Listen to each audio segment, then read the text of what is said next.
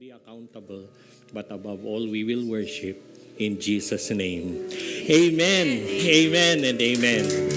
Yun, sige po, thank you. Makakaupo na po tayo. Thank you everyone. Good morning. Happy Father's Day ulit. Batiin po natin yung mga fathers natin. Ayan, sige po. And thank you sa ating worship team, Jai. Ang galing-galing mo, Jai. And yung nag-interpretive dance kanina, ang galing nyo. Ang galing nyo. Oh. I think you deserve a stage even better than what we have today. Dadalhin kayo ng Panginoon. Dadalhin kayo wherever He would want to. Ang galing nyo. You have a way of taking us into dun sa play ninyo para kaming part nung play ninyo, nung interpretive dance ninyo. Amen? Amen? Ang galing. Oh. Tutuloy po natin yung series natin, Living in the Goodness and Faithfulness of God. For the past 2 Sundays, ang pinag-usapan po natin, you have it on the screen, how to remember and how to rest in the goodness of God. Dahil Father's Day po ngayon, yun pong ating scripture, yung ating topic ay huhugutin din po natin sa Psalm 23. Because the Lord is my shepherd. The greatest gift ng isang tatay na may ibibigay niya sa kanyang pamilya is becoming the man that God intends him to be. Wala pong masamang plano ang Panginoon sa bawat isa sa atin at ang pinakamagandang maiaalay natin sa ating mga pamilya ay magiging tayo yung plinano at hinangad ng Panginoon kung sino tayo, magiging sino tayo. And that can only be achieved when we walk closely with the shepherd. We can be all destined to be us. Pwede po yun. Mangyayari po yun. Why? Because the Lord is my shepherd. Marami pong mga tatay, and this has been a discussion since yesterday. Many fathers, they spend much of their lives, nagtatanong po sila ng questions about responsibility. Kasya ba yung pinoprovide ko? Am I providing enough? Yung leadership ko sa pamilya ko, tama kaya yun? Or am I really protecting my family? Paano ba mag-protect ng family in the first place? Am I doing enough? Am I doing enough? Parang yung napanood natin kanina, am I doing enough? Alam nyo, mahalaga po yung mga tanong na mga ito. But today, I want us to consider a deeper question than those ones na nabanggit ko po. Yung tanong po kasi kanina, to sum it all in one question, yung tanong po ay, what kind of father am I? Anong klaseng tatay ba ako? But we will bring it a notch higher today and we will ask the question, what kind of man am I becoming? Nagiging anong klaseng tao ako sa lahat ng mga ginagawa ko? Bakit?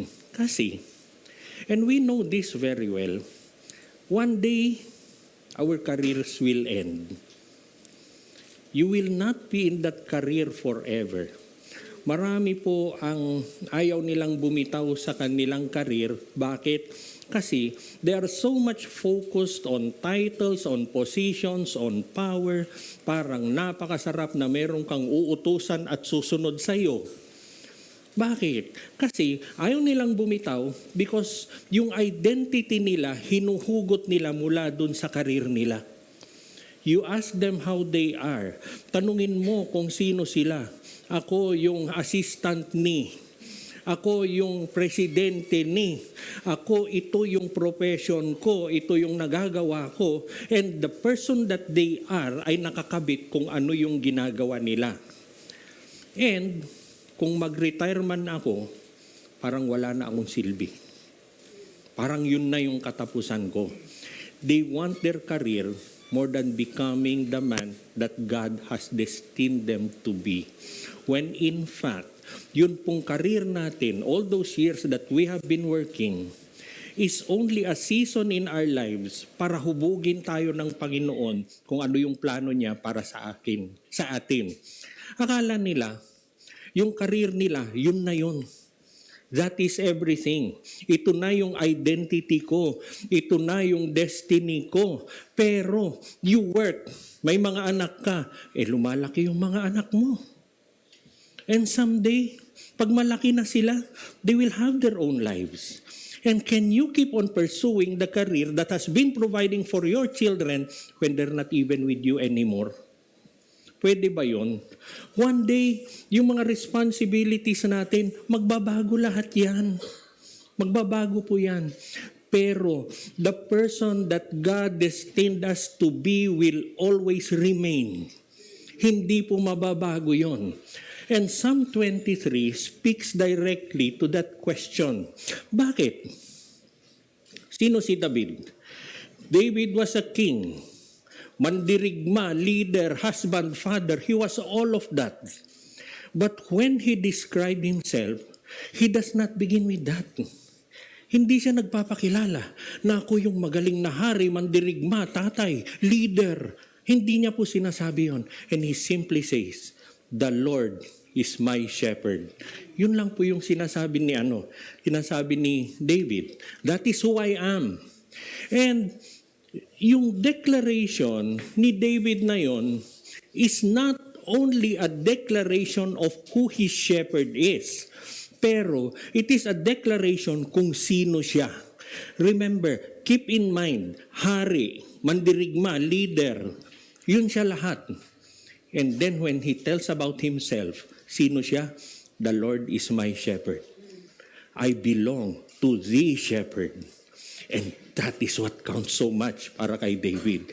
Although he was king, warrior, leader, husband, father, David was declaring that he is a sheep under the shepherd's command, that he belongs to the shepherd.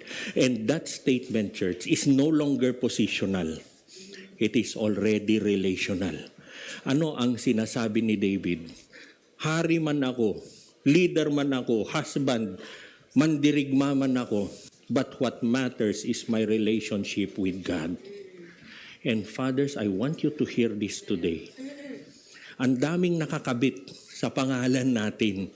Everything that we do, everything that we have done, yung accomplishments natin. But what matters in the end is a relationship with Jesus Christ. Siguro, you may be an outstanding, you may be the best doctor or businessman, architect, engineer, ano ka man, but what matters is your relationship with God. Kumusta po ang relationship natin with God? Fathers, kumusta ang relationship mo sa Panginoon? Before David was anything else, he belonged to God. And before he led others, he was led by God. And before he carried responsibilities, he was carried by the shepherd. And maybe this is where every godly father should be. Na kailangan siguro ma-realize natin that before you are anything else, you belong to God. Take away all those things na ina-attach natin sa sarili natin, and the bare you belong to God. You are still sheep sa Panginoon. And sheep are so dependent on their shepherd. Mag-iiyak yan, magwawala yan pag wala siyang, hindi niya nakikita yung shepherd niya. Maliligaw ang sheep kung hindi niya nakikita yung shepherd niya. And before you lead others, including your families, be led by your shepherd. Before you carry responsibilities, you are to be carried by your shepherd. Fathers carry many responsibilities. Marami naman po talaga. We protect, we guide, we sacrifice, we lead. And yung Psalm 23, it begins by reminding us that before fathers are shepherds to their families, they themselves are sheep under the care of the shepherd. And one of the most important things, mga kapatid, that God is doing in a father's life is not merely yung hindi ka lang niya tinutulungan kung ano yung mga responsibilities mo, But God starts with your heart. He is forming your heart. So unahin po natin, consider po natin yung ginagawa ng Panginoon sa heart ng mga fathers. The heart. The shepherd, capital S, forms the father's heart. Verses 1 to 3a, basahin po natin sabay-sabay. Ready? Read. The Lord, I have what I need. He lets me lay down in green pastures. He leads me beside quiet waters.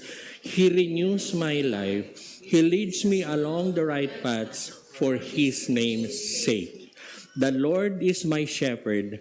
I have what I need. Hindi po sinasabi ni David that I have everything I want. Pero ang sabi niya, I have what I need. One of the greatest pressures ng isang ama is the pressure to provide. And while provision matters, sa Psalm 23 po, it reveals something which is very important para sa atin. I want us to observe very well yung arrangement ng pagkasulat niya. Kasi, before God provides through the Father, He first ministers to the Father. Anong ginagawa niya? He lets me lie down. He leads me beside quiet waters. He leads my life. And I want us to notice the focus that the shepherd is working on David before he can work through David. Inuna niya ang puso ni David. And I want us to understand, fathers, that God is working in our hearts. And David was so submissive sa Panginoon. Kailangan po ng pamilya natin yung provision natin. But they need your soul. Your family needs your soul.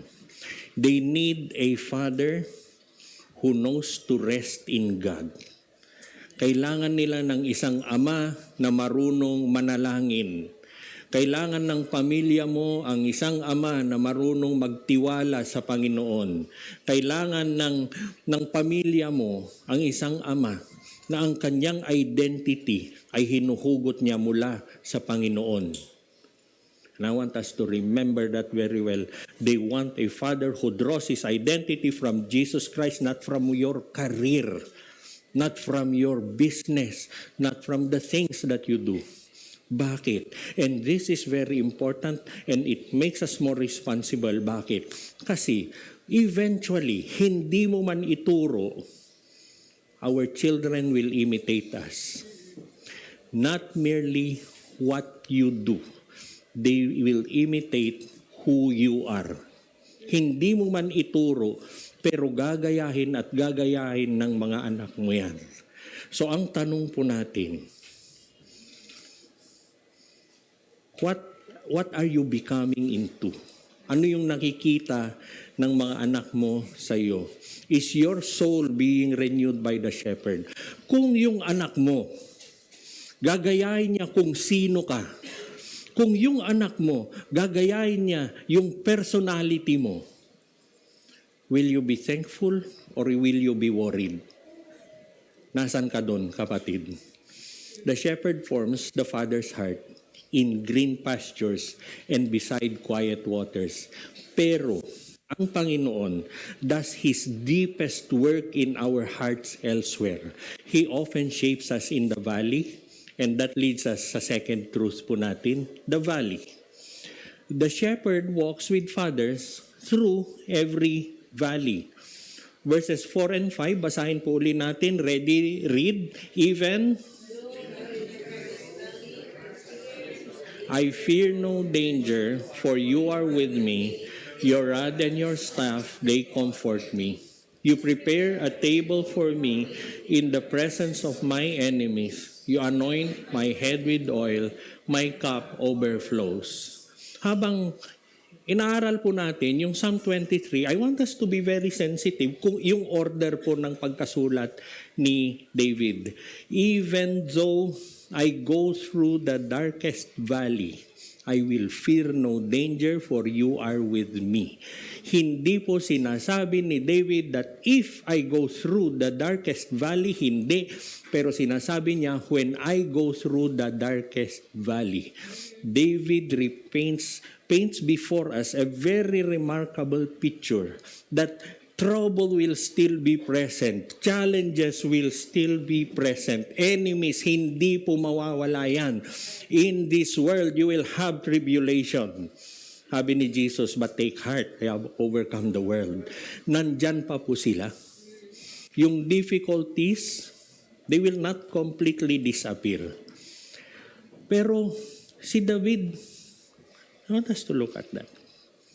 Hindi siya nakapokus sa kalaban. Hindi siya nakapokus kung ano yung masamang mangyayari. Yes, he acknowledged nandun sila, pero hindi po yun yung focus niya. And then, anong ginawa ng Panginoon? You prepare a table for me. God prepares a table for him. Nung panahon po nila David, to share a table with somebody speaks of unity, of acceptance, of fellowship, and of peace. Kaya nga yung mga Jew, galit na galit sila kay Jesus. Bakit yung rabay nyo nakikikain sa mga prostitute, sa mga makasalanan?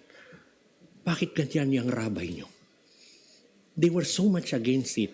Because when you dine with somebody, it is not only yung kakain. Pero it is a statement that I belong to you, that nagkakaisa tayo. Kaya nga yung Revelation 3:20, behold, I stand at the door and knock, and if anyone opens, I will come in and dine with him. Because I am one with him. Nagkakaisa kami. Kaya sila galit na galit kay Jesus, and ito yung ginawa ni God. Dadaan sa darkest valley, i-guide niya, and then you prepare a table for me. Magkaisa pala tayo, Lord. The shepherd welcomes him. And ano man yung darkest valley na pinagdaanan mo, the table is always ready from God. And He welcomes each of us. Hindi siya servant who is being tolerated, but He is an honored guest that is deeply loved. Sana sinabi na lang ni God, pumasok ka sa hacienda ko. Manilbihan ka dun. Worker ka dun. Hindi. You join me in my table. Remember yung anak, si Mephibosheth, yung nalumpo. Anong sabi ni David? Let him stay with me and he will dine the rest of his life with me. Nagkakaisa. I will provide. I am one with them. I will protect him. And that is the same thing God is saying here. Nagkasala ka man, saan ka man nakarating na darkest valley na yan, come back to me and I have prepared a table for you in the midst of my enemies. Sinong tinakot nila? You belong to me. Not as a servant, but as an honored guest.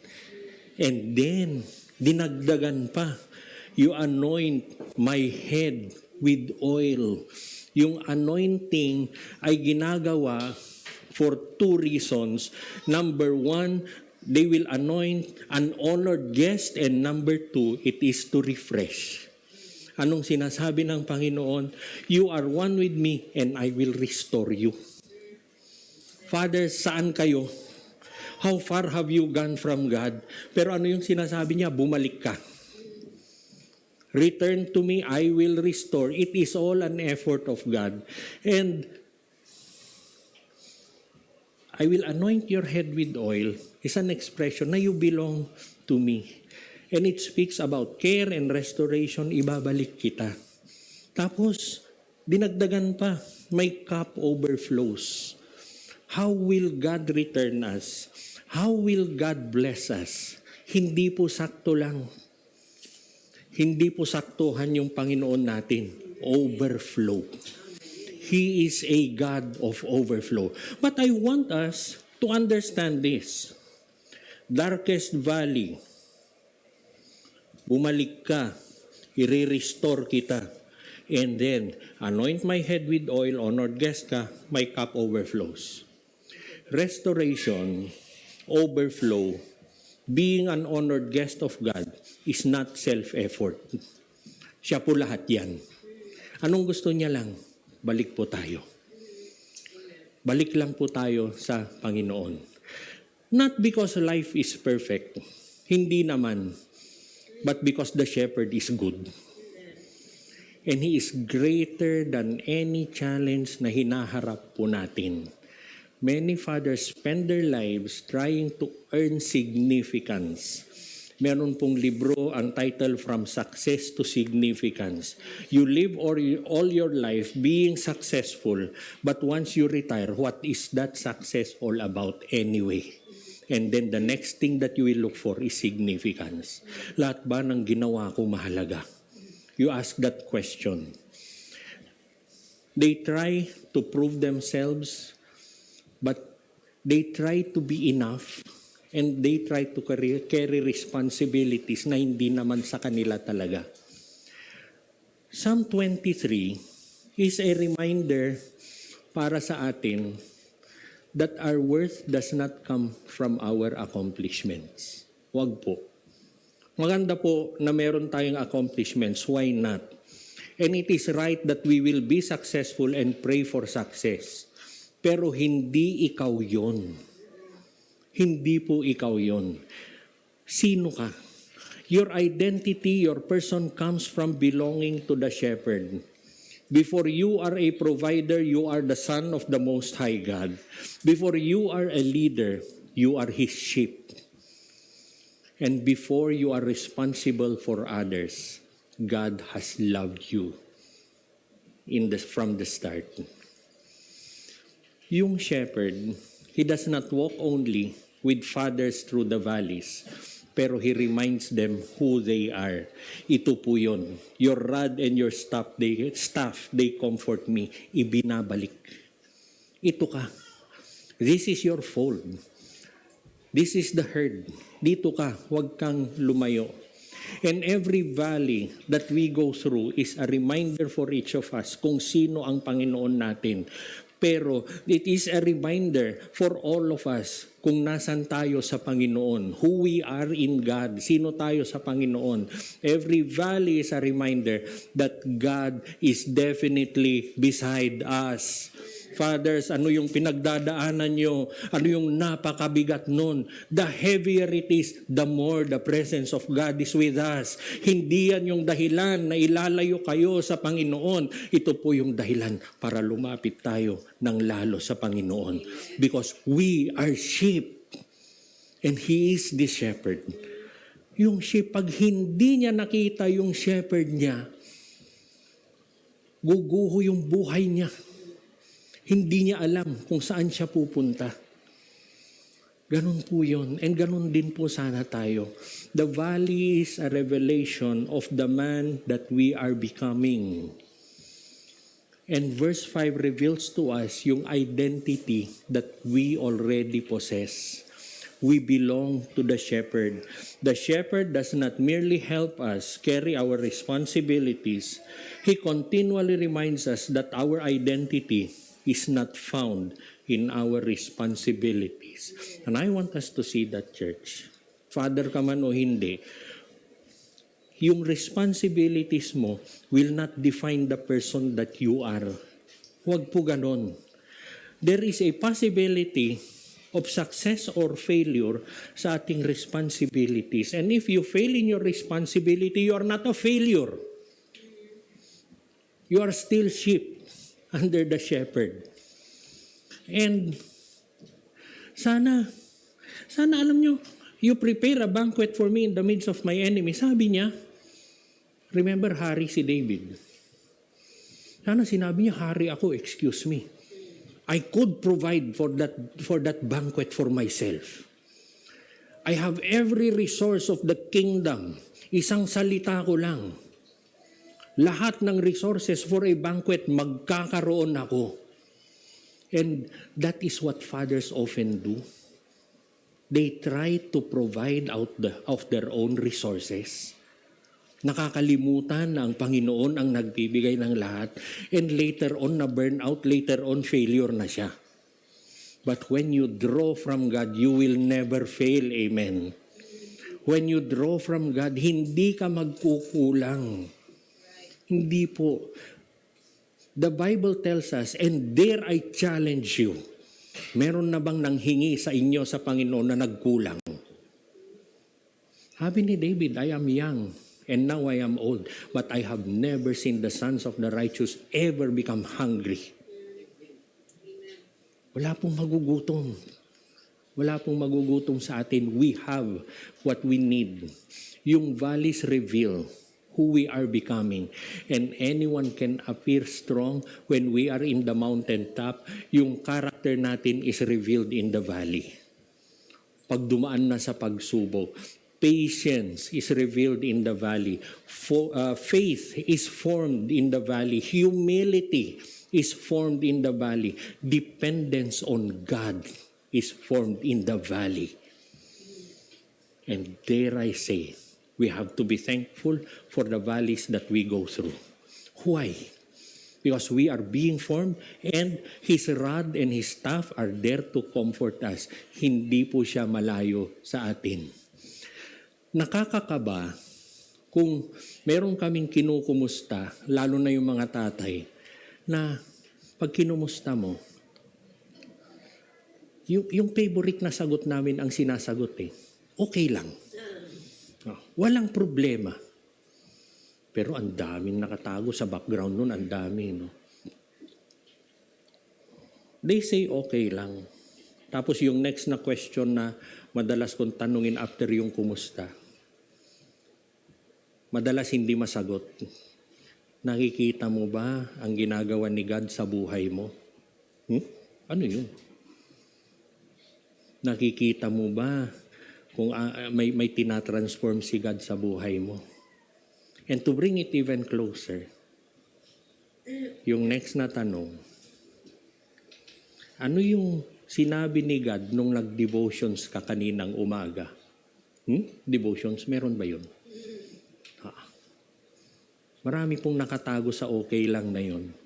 Pero sometimes we have to understand what God is doing. If you're not going through any valley, hindi ko po sinasabi na maghanap ka ng problema, hindi po. If you're not going through any valley, then you are in a dangerous spot. The most dangerous spot where you can be is in your comfort zone. Because you forget everything and you are at the center of that comfort zone. Pero ang kailangan po natin ang Panginoon. Kasi there are times naman that God will lead us through quiet waters. Oo, ginagawa niya po yon. But it is a matter of knowing if you are in the valley. Kasi pag nandun ka na at hindi ka natuto at hindi mo narinig ang Panginoon, sayang. Sayang po yun. The shepherd will not waste our valleys. Ginagamit niya po lahat ng mga pinagdadaanan natin. And some of the godly fathers na kilala ko po are men who do not have the easiest lives. Hindi po. They were men whose valleys taught them how to cling to Jesus Christ. And the greatest danger for fathers ay hindi po hardship. Hindi. The greatest danger is to go through the valley without God. Kaya ko yan. Hindi mo kaya, kapatid. Huwag mong lokohin sarili mo. Kailangan mo ang Panginoon. Yung goal po ng shepherd is not only to get us through the valley. His goal is to make us more like Jesus Christ. Ask yourself, let us be honest sa mga sarili po natin. Ano yung mga valley na pinagdadaanan mo ngayon? Ano ang tinuturo ng Panginoon sa season ng buhay mo na ito? Do not miss out on the learning. Kung minsan pagdadaan tayo sa pagsubok, normal lang na magdadasal ka, Lord, tanggalin mo ito. Lord, pahingi ng solusyon. Pwede mo ring hingin sa Panginoon, Lord, may tinuturo ka. I will come out of this. Your rod and your staff are there to comfort me. I will come out of this better than when we started. Then hindi mo sinayang yung valley mo. Amen? Hindi po. What kind of man yung hinuhubog ni God sa iyo ngayon? Kasi every father eventually will wonder, may kabuluhan ba yung naging buhay ko? Isipin nila yan. Yung mga sacrifices ko noon, ano yung pinakita sa atin kanina? Yung mga sacrifices ko noon, did they really make a difference? And pag wala na ako, ano kayang iiwanan ko? What might I leave with my family? Psalm 23 brings us, sabi nga ni Raymond kanina, yung verse 6 brings us to the end of the life ni David.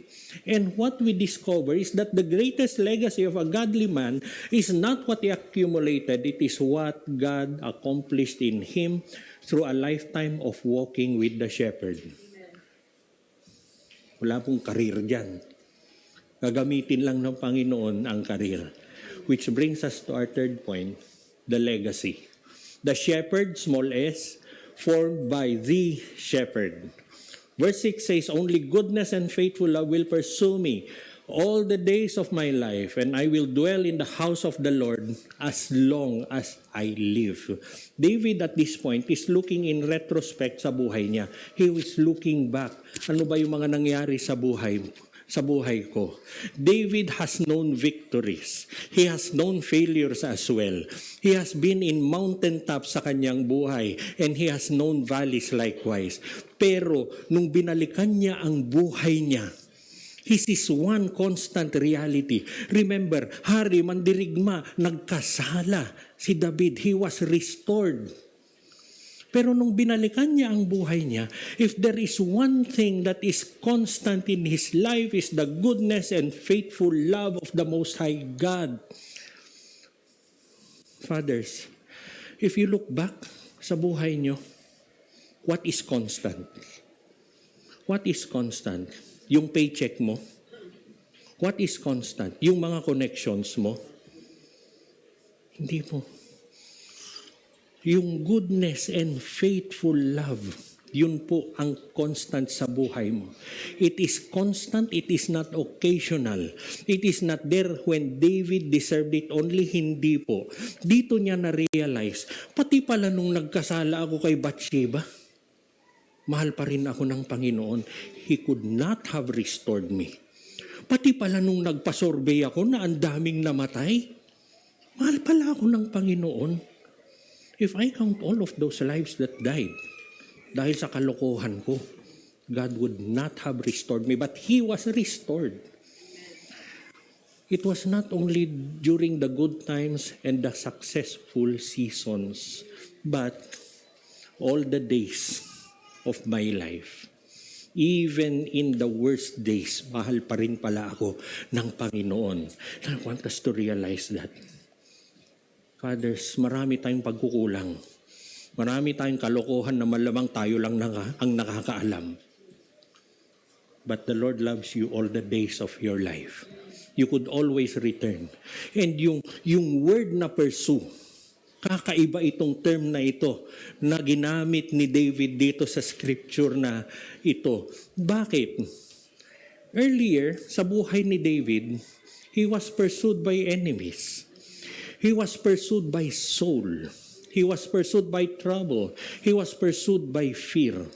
Ngayon, looking back sa buhay niya, na-realize ni David na God was pursuing him all throughout his life. And change that name David into your name because God is pursuing you all the days of your life. Hindi ho during the good times lang. Hindi po pag mataas lang ang grado natin. Pag sumasablay ka, mahal ka pa rin ng Panginoon. The goodness and faithful love of God pursues each one of us. And fathers often wonder kung ano yung maaalala ng mga anak nila patungkol sa kanila. Maalala ba yung mga sacrifices ko Maalala ba nila yung provision na binigay ko sa kanila? Maalala ba nila yung mga nag-overtime ako na pag-uwi ko tulog na lahat, wala pang pagkain? Siguro. But more important is, will they remember the man that you have become throughout all those years? Nakita ka nila from the start, and what are you now? Nakikita ba nila? Will they remember a father who trusted God? Will they remember a father who prayed, who repented when he failed? Will they remember a father na mahal niya ang Panginoon? Will they remember a father who pointed his family to Jesus Christ? Yun ba yung maaalala nila? Because ultimately, the greatest legacy of a father is not perfection. It is a life that witnesses to the goodness and faithfulness of God. The heart, the valley, and the legacy. Fathers, pag natapos na po ang buhay natin, yung pamilya po natin, hindi nila maalala yung mga naging posisyon mo. Hindi nila maalala na ikaw yung CEO, ABCDEF.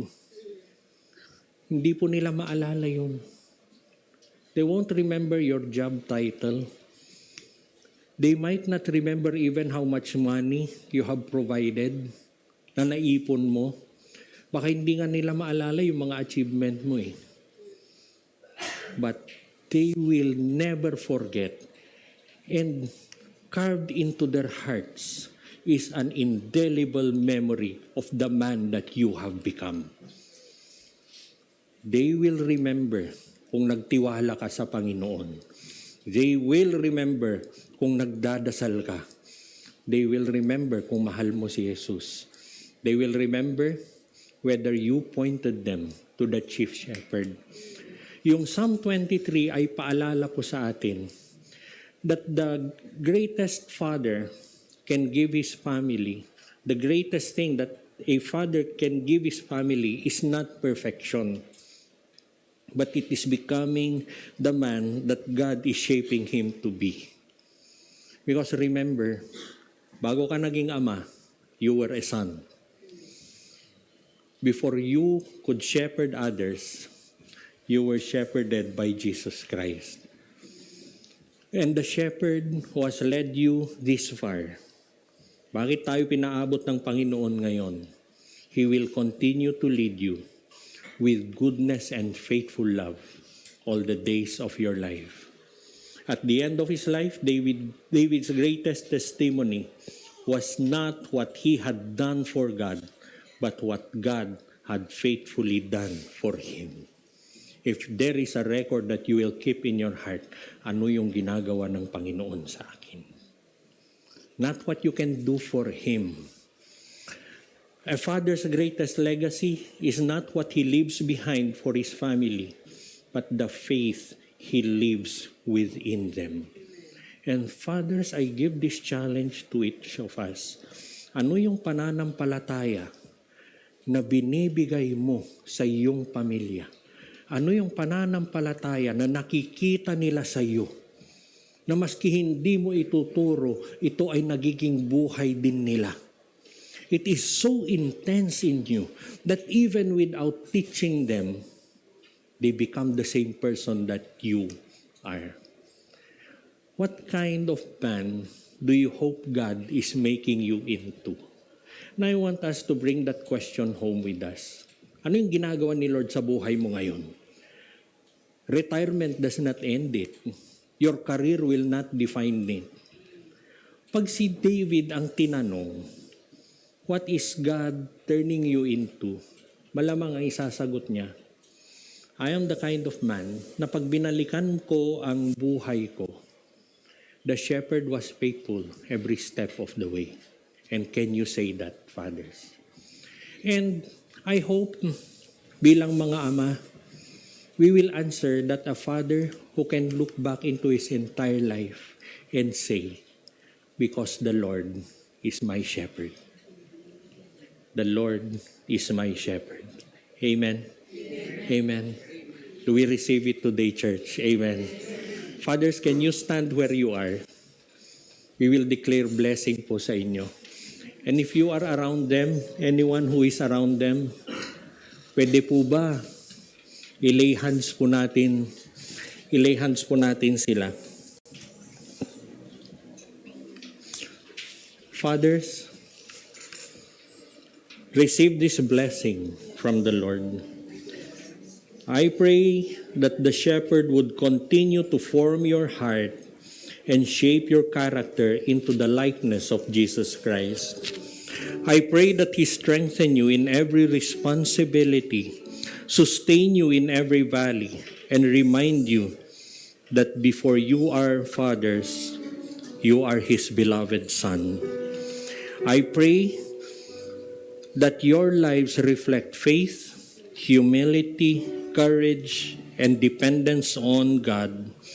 I pray that your greatest legacy be a family that has learned to follow Jesus because they first saw it in you.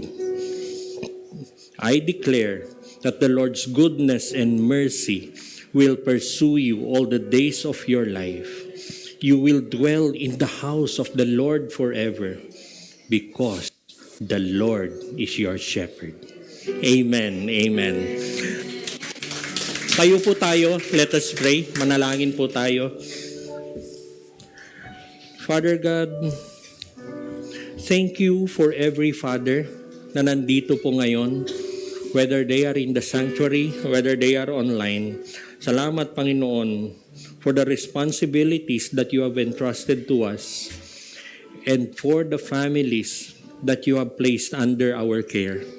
Lord, would you help them not merely to fulfill their roles, but to become the men that you are shaping them into.